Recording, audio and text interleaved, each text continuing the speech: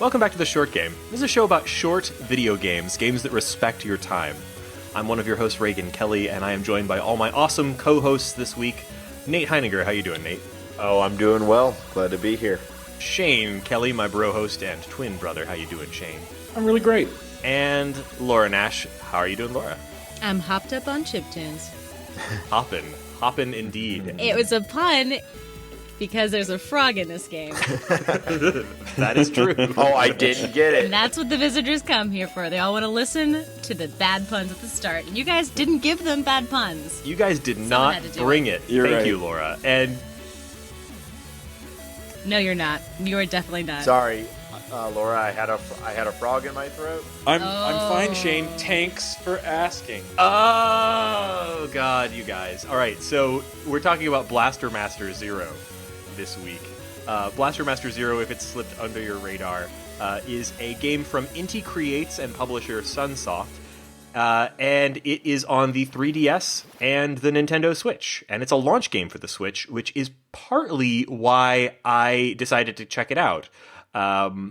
Because, you know, you can only play so much Zelda. Yeah, frankly, we needed something that we could play for the show on the Switch. Otherwise, I would literally only be playing Zelda right now, and you guys would not have an episode to listen to. That's the same thing I'm experiencing as well. Just it's still Zelda, just on my Wii U. So it's great to bust out the DS and play a little shoot 'em up platformer thing. It's And great. man, nothing made me feel better when I was on the long train commute to my current client. And I was playing video games and everyone around me was on laptops. And I was like, take it, suckers.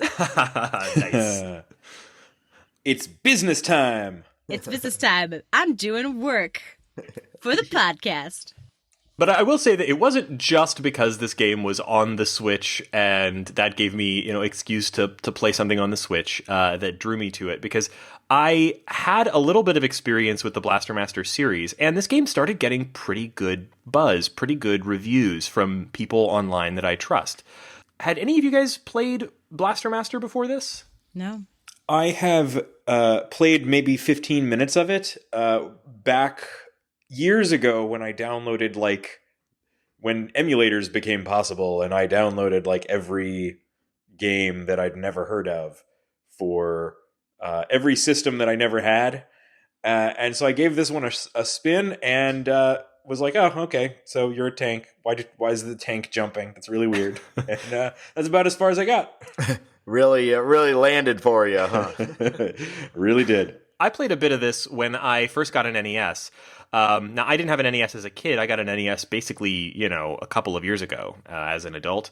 And I started collecting I kind of just looked up a list of what are some of the most popular games for the NES. And then, took out the ones that I couldn't afford because NES collecting prices are crazy now. And this was a game that's dirt cheap because it was super, super popular back in its day.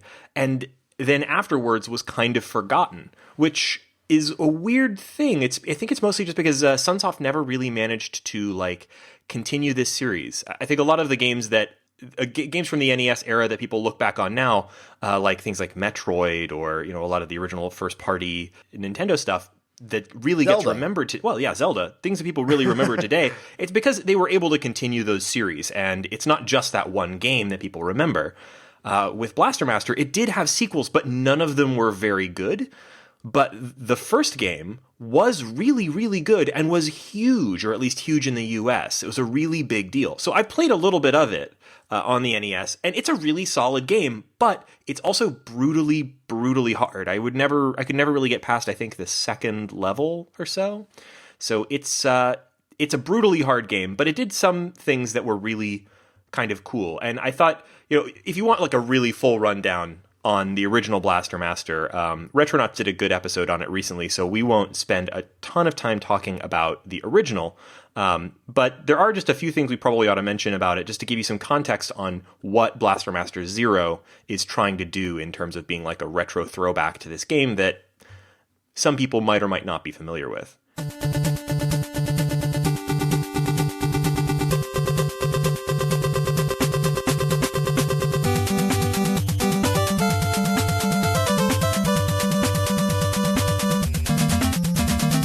So the one-line pitch of Blaster Master Zero that I heard was it's a platformer, but then it's a 2D top-down mode where you're wandering around shooting things. I wasn't prepared for the opening sequence where there's just ludicrous things happening with frogs and aliens, and from what I understand, the original story is even weirder. Oh my god! If anything, it's absolutely weirder. The sort of lineage of Blaster Master is that this was like 1988, or I think it was 88 when it came out in the US, but it was probably earlier, like 87 or 86 when it came out in Japan. And in Japan, it came out with a completely different title and a completely different premise. In Japan, this was Cho Wakuseki Senkai Metafight, which is like Super Planetary War Records Metafight. Most people just call it Metafight. So Metafight was this very anime game where, it was a distant planet, there were mechanized tanks, there were cutesy chibi head-sized characters, and it was about like people fighting mutants on a distant planet. But that sort of like anime style didn't work for Nintendo of America. This was kind of before that sort of thing started being imported. And so when Sunsoft decided to import it to the US, they completely retooled it as Blaster Master. And rather than being about a space anime guy... Which is so much of a better title, right? Blaster Master? Hey, Blaster Master, especially in that time, that's a great name. Come on, I mean... Yeah, what are you talking about, man? 1988? So, wait, when I hear Blaster Master, I immediately confuse it with Master Blasters. Blaster. Yeah. Math so there's Blasters, that I didn't too, even think Math about that, Blasters. but oh man. I kept thinking of Math Blasters. Okay, wasn't in in Mad Max Beyond the Thunderdome, wasn't there a Master Blaster character? He was like the guy in the Thunderdome You are correct. that he had to fight. Okay, right? Regardless. So that's what I was really hoping this game would take me to the Thunderdome. But if you reverse the names, it's a strong brand name. Oh man, I just Googled it, and actually the first thing that comes up is that Stevie Wonder has a song called Master Blaster. He does. Yeah, it's I all didn't over know the this. place. Yeah, it's just a perfect rhyme, and, Master Blaster, it sounds great.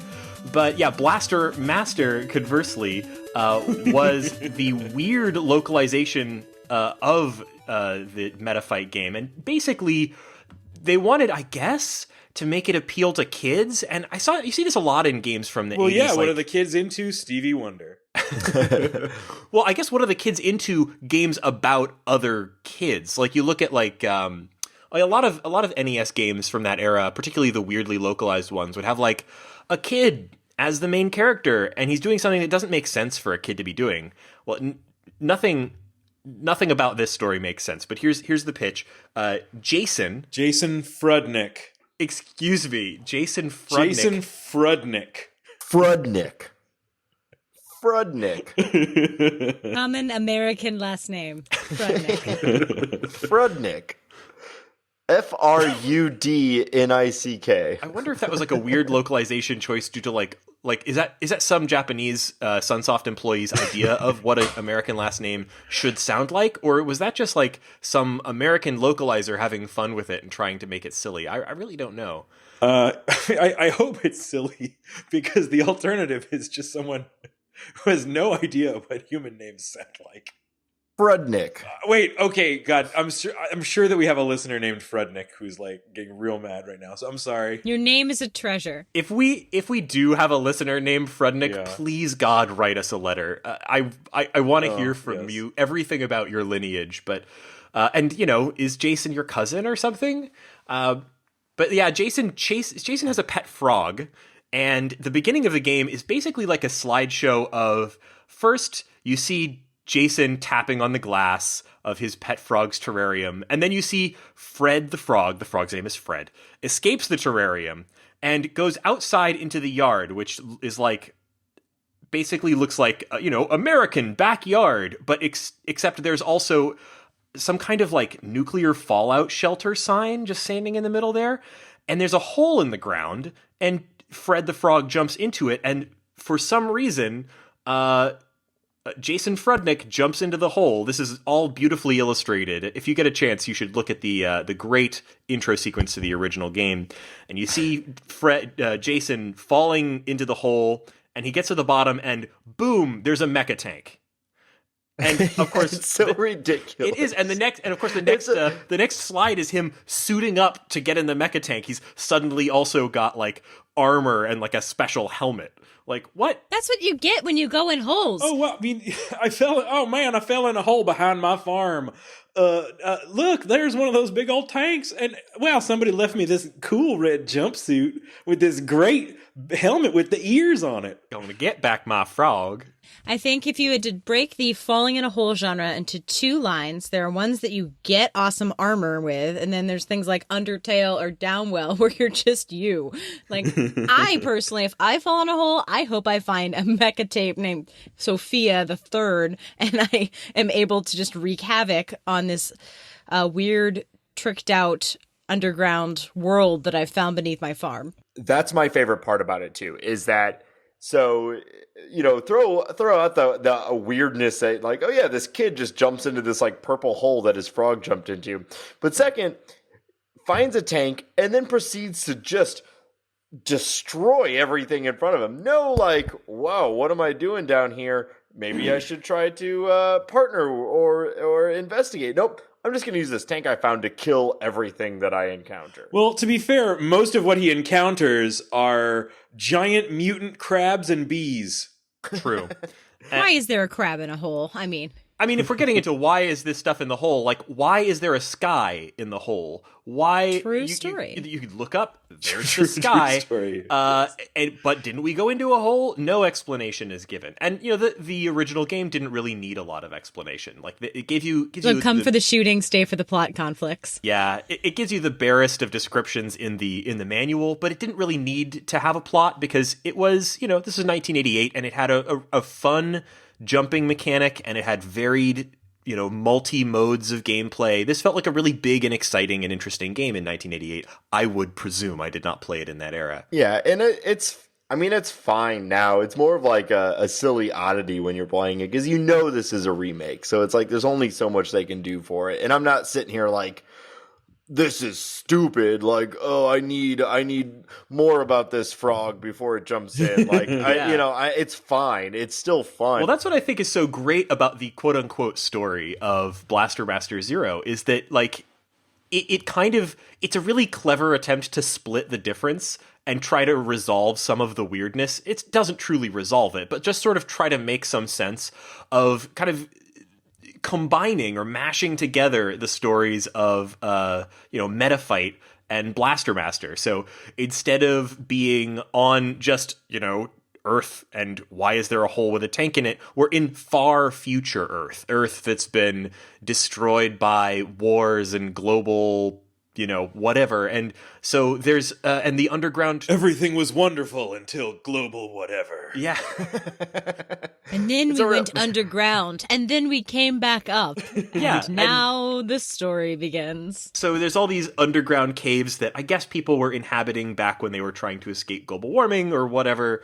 And you're going down into now the world is empty. There's no more frogs, and you have one precious frog.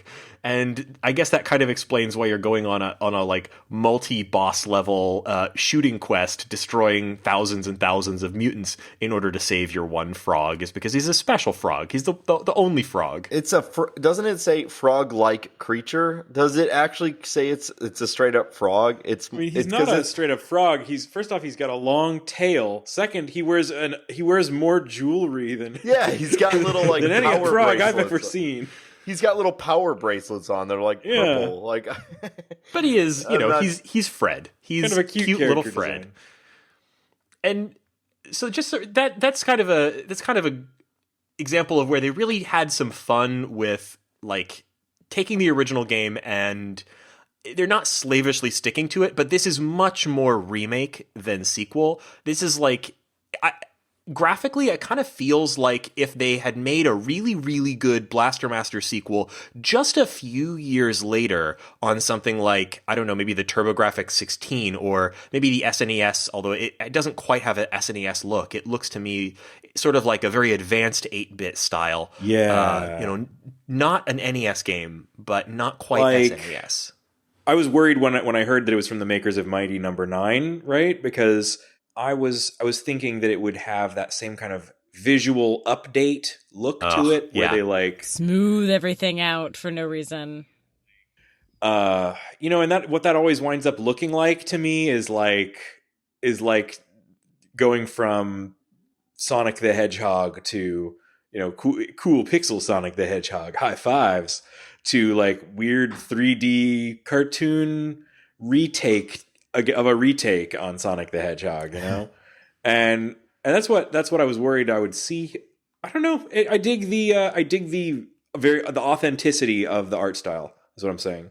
Yeah, it's a pretty game. It's simple. It's got good colors. I mean, it's a little choppy, at least on my 3DS, but it definitely feels like playing an updated version of a game from the late 80s, and I think it's nice. Yeah, we should talk about that a little bit. It's out on both the Switch and the 3DS. I played the Switch version, and it's very smooth on the Switch, but I did kind of wish that I had that second screen. I'm assuming the second screen shows the map. Is that right? Nope. Incorrect. What? That would be great. I was like, where? There's a second screen. Wherefore art thou second screen? What? Like, it feels more like a port in some ways. Yeah. Weird. That's really weird. You can tap the second screen to just go to as if you hit pause, not to go to the menu, not like as if you hit select, but just to go to the settings and stuff like that. It's actually kind of obnoxious because I kind of fat finger the settings or the menu sometimes, and I end up going to the pause screen. It seemed like a real waste of space when I end up going to the map pretty frequently. All the time, yeah. That is extremely surprising to me because something that really confused me about the Switch version is that it doesn't fit to the Switch screen. It's slightly narrower. So there's like black bars on the left and right, but not actually big ones it's not like they were trying to do 4x3. Can I be honest? I was playing it on the Switch, and I totally did not notice that until you just said it, and now it's all I can see. Oh no, we broke it for Shane. And I assumed that was because they had set the I had kind of assumed they were developing it for the 3DS initially and then kind of ported it to Switch at the last minute to be a Switch launch game, and part of that I assumed was the weird aspect ratio, which isn't a 4x3 TV aspect ratio, so it doesn't seem like a deliberate retro choice. I assumed it was trying to fit like a screen dimensions that would work for both consoles, but it's super weird that it doesn't I also thought it was super annoying to try to get to the map all the time because you have to press the button that's functionally the pause button. I guess it's on the Switch, it's the minus button. And then you have to hit a trigger button to switch from I guess it's like an inventory or item, or not item, but weapon management screen over to the map. So it's like 2 or 3 button presses to get to the map. And I kept thinking this has got to be just on the bottom screen on the 3DS. That would be really convenient. Really weird that it's not. Yeah, it feels like it was a port made for not Switch and not 3DS. And then they were like, I guess, okay, we forgot a console. We'll port it to 3DS and also Switch. I will at least give it the credit that it runs, at least on the Switch, it runs extremely smooth. It's I'm not a frame counting person, but it runs incredibly buttery smooth. It's got a lot of life to it. The motion of the characters, the animations is really lively. This is something I really, really respected and was into about the NES game. The character model for Sophia III, the tank, is way more expressive and interesting than you would think that a tank would be. And they carried that forward and made it even more so on the remake. I thought the model for the guy was pretty expressive as well. Jason Frudnick, especially when you see him get out of the tank and be really small next to it. Yeah, he's Yes. tiny. Make sure I you love say it his so full much. name. Thank you, Reagan, for pointing that out. His name is Jason When you get a good Frudnick. look at Jason Frudnick, when Jason Frudnick steps out of Sophia III, and you have to like walk around or jump. So first off, he's only like 4 pixels tall, practically. And second, like sometimes you have to like climb things or go under stuff. And my favorite animation in the game is Mini Frudnick like inchworming through passages that are too short for even him. You know, because That's great. it's great. What I really like that there's several sort of modes to the play, and we've kind of talked about that already, but like obviously there's the 2D platforming sections where you're playing as Sophia III, the jumping tank, and the animations for jumping and everything for Sophia are really expressive and cute and interesting for a tank. I really like the way that it sort of simulates suspension by having, you know, when Sophia lands, the wheels kind of squish out to the sides a little bit and pop back in. Real nice ease, which is something you don't see often in a retro gamer like this. Yeah, and it had that on the NES, which is insane. Like, that really stood out on the NES. I think it's one of the reasons the game was so popular. And then you can hop out and walk around as Jason. He's really cute. And you can go into the sort of dungeons, I guess you'd call them, which have a sort of Zelda-style perspective, top-down. And you're running around as Jason shooting... you know, it's not quite a twin stick shooter type of setup, because even though you do have 2 sticks on the Switch, it's more like walk and you're shooting in the direction that you're walking kind of setup. What really kind of worked for me with that was the way they have the trigger button kind of lock your turn, so that you can fire in a different direction from where you're moving, and in a lot of cases that's extremely helpful. I can't imagine that they had that on the NES. They didn't, and that made this a lot easier to play than the NES version, for me at least. And it didn't even have, if I understand correctly, the NES did not have the angle shot either, right? That second or the diagonal shots are what I think make this game work half the time. Because if it was just side or up or having to jump, it would be pretty awful. And among all of that, there's actually some pretty complicated systems. So this was sort of surprising to me how kind of in depth this got. When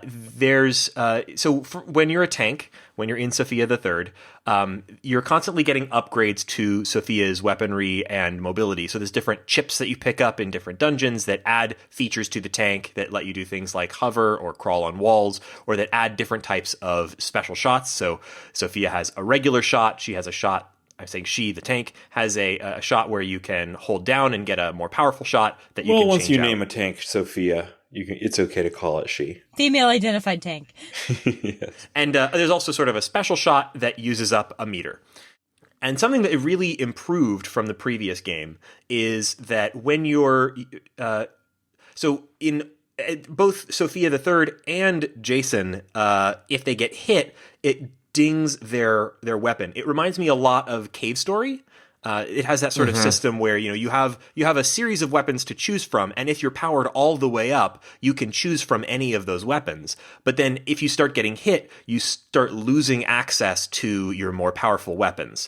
And in the NES game, that was extraordinarily punishing, because one hit and you would lose access to all of your good stuff, and suddenly you'd be like way underpowered, and you would almost, or if you're me at least, you'd almost immediately die or feel like you were about to die until you collected some more of these little pellets to repower up your guns.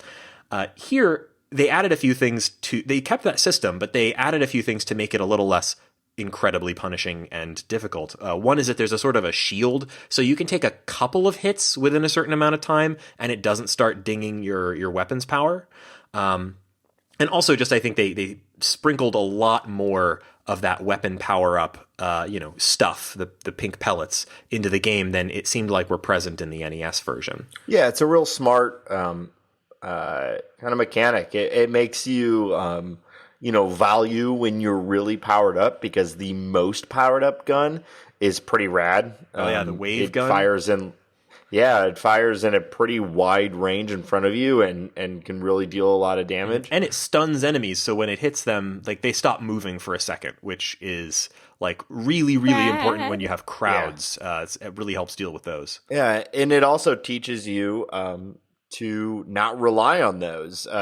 Your basic gun is a terrible little thing that shoots maybe A little pop gun. Yeah, a little pop gun that barely shoots in front of you. And the second power up is better and shoots at a longer range. And there'll be plenty of times. I know I had a couple boss experiences where I did a bad job in the kind of like lead up to the boss, and I'd encounter it with maybe only the second or third power up, and I had to do the whole thing with only the the basic weaponry. So it really rewards you to play carefully and carry these power ups all the way to the bosses, but also teaches you to get good at the terrible guns because, kind of as Reagan pointed to, if you're like me, you spend a lot of the game with the terrible guns.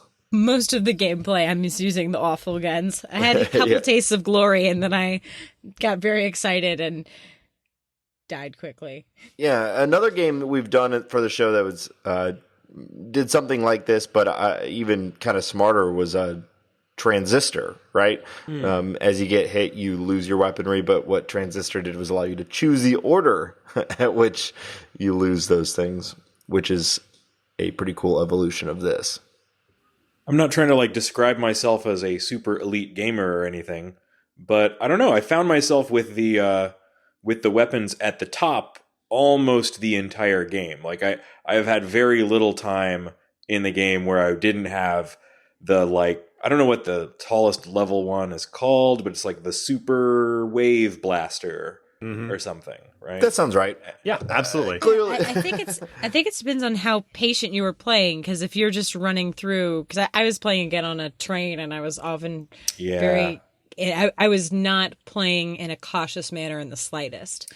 You know, one thing that super helps, I mean, maybe I am playing a little cautiously because I'm playing it on a TV, sitting back, not on a train, but also, and there's something unique to the Switch that I think I'm the only one of us that has experienced this feature, and it's the 2-player mode. Did anybody else? I don't even know if the version on the 3DS has this. I think it might be exclusive to the Switch. I don't know how it could, unless we link them together. The second player controls like an on-screen crosshair and has the ability to just sort of shoot enemies anywhere on the screen with a sort of, fairly low-powered gun. But in some of your tighter platforming situations where there's like, I'm trying to get onto a platform, but there's a bug there. It makes that kind of thing a lot easier. And the cool thing that they do with it is that in addition to, killing enemies and, dealing damage to the boss, the second player can make power-ups. So when the second player hits enemies, they charge up a meter. And if the meter is full, you can drop a power-up of any kind.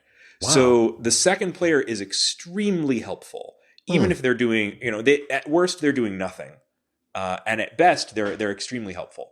Well, no wonder you're always going around with full everything. Yeah, no, it's super duper helpful. That's probably the reason that I've done as well in the game as I have. It kind of feels almost like cheating, but it's my wife helping me, so actually it's a very friendly, that's nice kind fun. of cheating. And and it's pretty low impact. I honestly think it's a really good use of the Joy-Cons for this thing, because it gives somebody else a way to sort of share in that player 2 experience. Yeah, I think that's pretty rad. It's not like this game is this like grueling challenge fest. I mean, if anything, my only real strong complaint about it is that I think it's a little too easy, and I didn't find myself I didn't find it as challenging as I find something like Shovel Knight. Well, and with so many retro games being so punishingly difficult, I think I'm perfectly welcoming one that I think I can finish. Yeah, which is a big reason for us to recommend it on this show. Absolutely. So Shane, based off of everything you're telling me, would you describe yourself as a blaster master? I would say that I mastered the blaster. Are you a master Master Blaster. Master of the blasters in Blaster Master. Okay, I'm gonna cut you both off. Is your wife a Blaster Master in Blaster Master? She's don't bring my wife into this. She's the Blaster Master's apprentice because she just has little crosshairs. Oh man.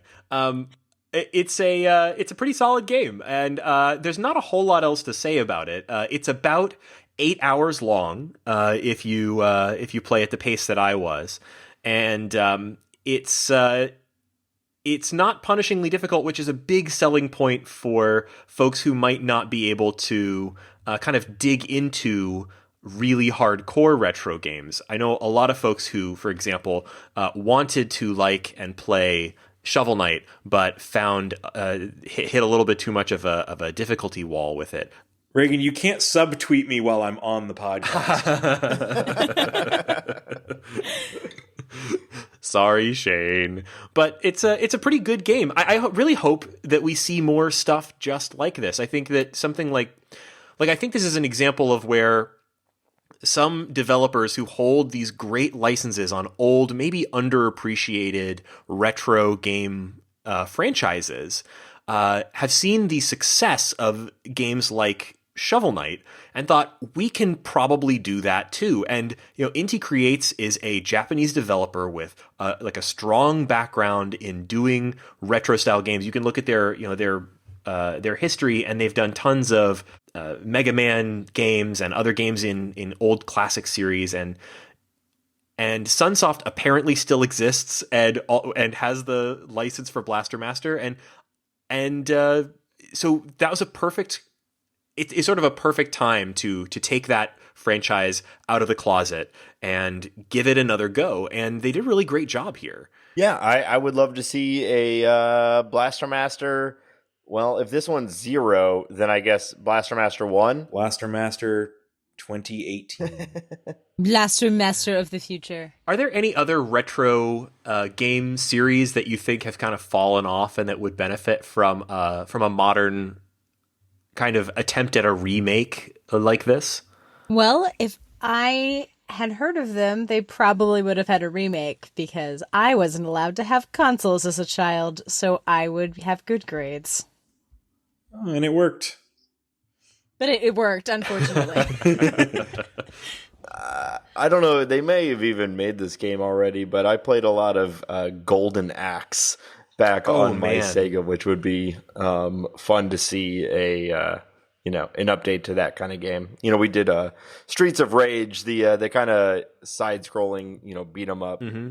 I was actually just about to mention that. I would pay any amount of money for a modern, but maybe still sort of retro styled, but a modern Streets of Rage game, a new Streets of Rage game with a great rockin' soundtrack that kind of keeps that retro aesthetic, but pushes things forward a little bit the way this does with Blaster Master. Yeah, I don't know how you do a modern brawler really well. Like, what are some modern brawlers that you could pattern it after? Guacamelee is the prototype and Guacamelee is one of my favorite games that we've ever done for this show because it does exactly that, though it adds super intense platforming and really, really satisfying. Yeah, absolutely. I think if you took the Streets of Rage formula and added some more depth to the fighting, some combo systems and some stuff like that, while still keeping it kind of a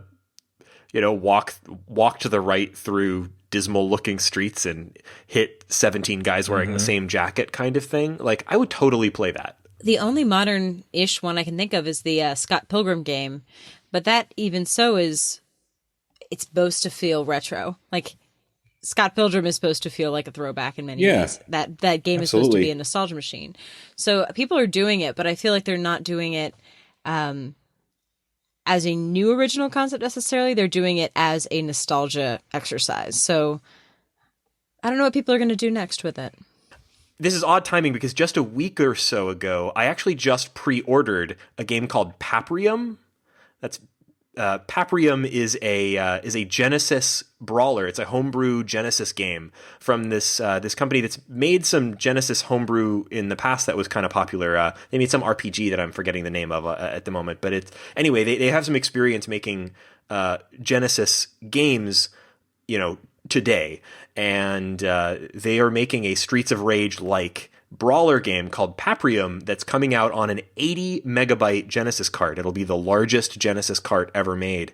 And I pre-ordered a copy. It's like kind of expensive, so I feel a little silly about it, but just having looked at the art, I was like, that looks like a more modern Streets of Rage game. Sure, I'll give you $70 for that. And I'm pretty excited about it. So, maybe there is some hope for that.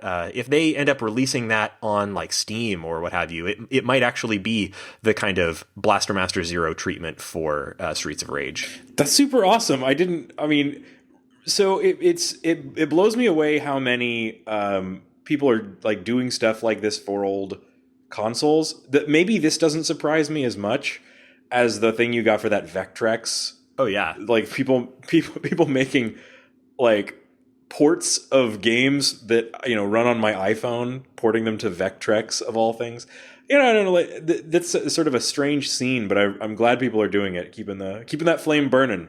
Let us know how that game turns out. I want to give it a shot. I will. It's fun picking up a brand new cartridge with a brand new game on it in 2016 or 17. It's kind of a cool thing. All the things that you're saying are kind of why I was hyped about the Switch. This game, for example, is exactly the kind of thing that I was looking forward to playing on new Nintendo hardware that looks as good as this. Yeah, this is a Nintendo-ass game. I also was happy that the Switch uses cartridges. I didn't get a chance to buy this on a cartridge. I've got my Breath of the Wild cartridge in there. And it's never coming out, ever. Well, we'll see. We'll see what games come down the pipe. It's never coming out. I've been playing Zelda. It's a month old yesterday, and I feel like I'm like a quarter of the way into this game. Yeah, same guys, here. I'm gonna be intolerable in May when I'm like, guys, I just met a horse. Like, that was Oh no, I'll be super excited to talk to you about horses. Yeah, I was gonna say, Laura, we're gonna be like, no, we know, and you're Yes. right. It's like, just wait till you get to the Fishman. I've seen the Fishman all over Twitter, and I'm like, no, I don't want to know about this lovely. What is happening? The internet really, really, really wants to make out with that fish man. I know. Oh my god. I feel like before I start, I should write my impression of Breath of the Wild and what I think is going to happen based on only what I've seen on the internet, and then play and be like, oh man, the internet led me wrong. Yandiri's Fish Simulator. Oh.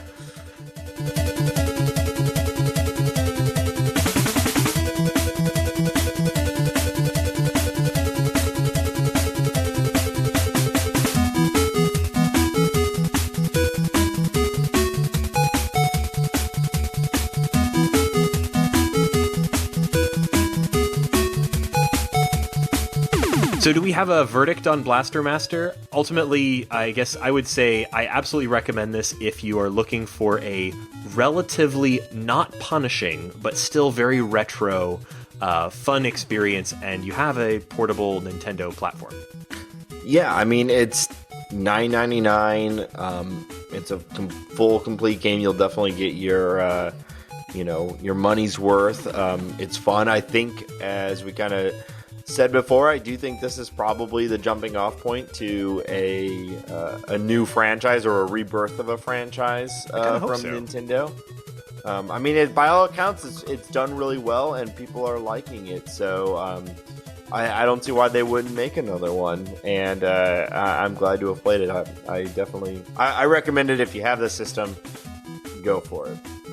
Yeah, and I personally would say that if you are like me and you're playing just a metric ton of Zelda on your Switch, and you want just anything that you can flip over to when you get frustrated with a dungeon, go for it.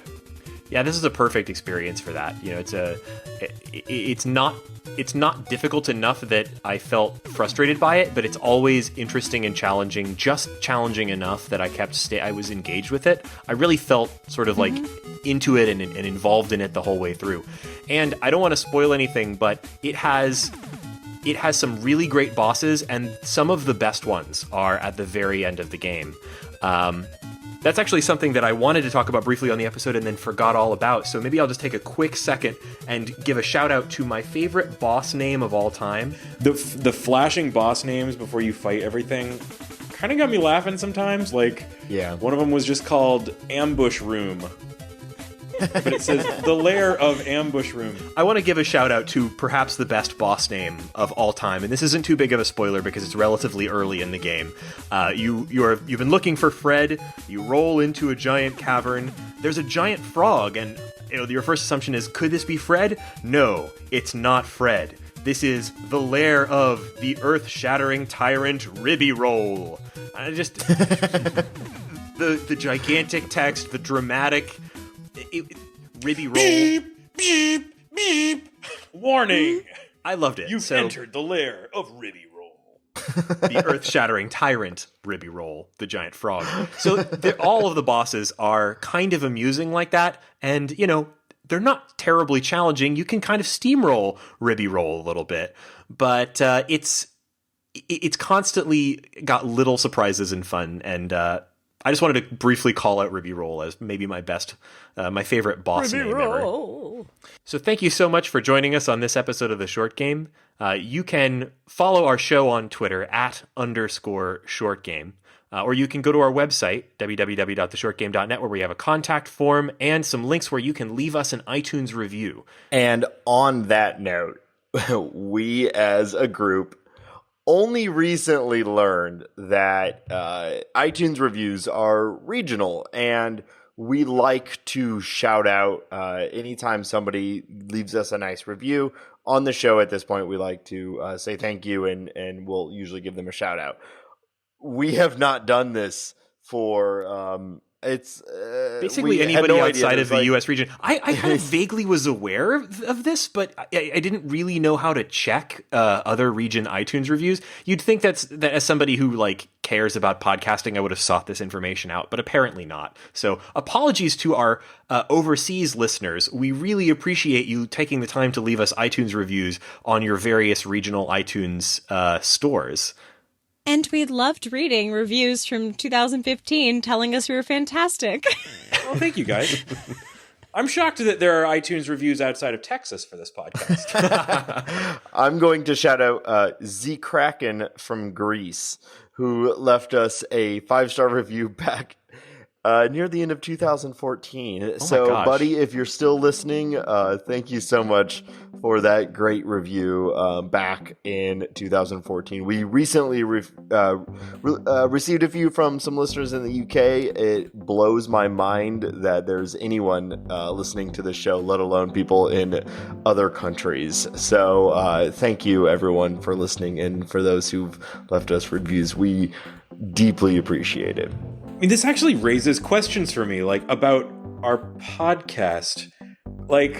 When we talk about what systems things are available on, do we need to be making sense of the different regions throughout the world? If you have feedback for us about that, did we screw that up yet? Give us feedback. Leave us another review. And if you haven't left us a review, it's really the best way that you can support the show. If you have a moment, it's really not difficult to do. Just head to www.theshortgame.net and click on the link to subscribe to our show in iTunes. That'll take you to your iTunes store where you can, if you want, also just leave us a review. And we really appreciate it when you guys do that. Otherwise, you can get in touch with us through that website or on Twitter. If you want to follow me on Twitter, I'm @RayganK. That's RayGanK. Laura, where can people find you? You can also find me on Twitter @Laura J. Nash. And Shane, where can people find you? I'm on Twitter @8BitShane. And Nate, where can people find you? You guessed it, on Twitter @NateSTL. And thank you guys so much for joining us on another episode of The Short Game.